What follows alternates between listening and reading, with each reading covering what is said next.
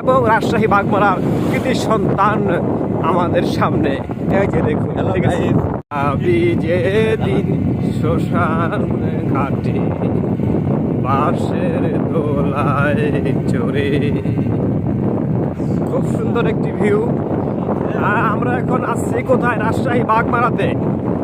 দেখতে পারতেছেন খুব সুন্দর একটি রাস্তা এবং দুই পাশে এত সুন্দর গাছ এবং সবুজ, টাটকা সবুজ গাছ। দেখতে পারতেছেন আপনারা, এত সুন্দর একটা পরিবেশ অন্য কোথাও দেখা যায় না। আমরা বলে থাকি যে সারা বাংলাদেশের ভিতর সবচেয়ে ক্লিন সিটি হিসাবে পরিচিত রাজশাহী। রাজশাহী এতটাই ক্লিন, আপনি না আসলে বুঝতে পারবেন না।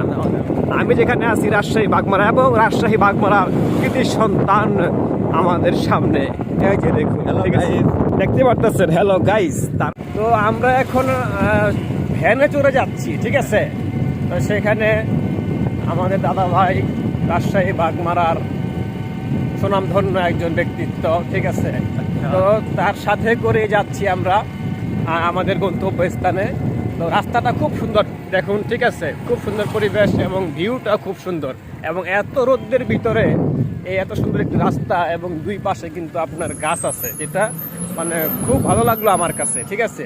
তো আমরা ধীর গতিতে ভ্যান দিয়ে আগাচ্ছি। এই যে ভ্যান, আমাদের সেই ভ্যানওয়ালা মামা, ঠিক আছে।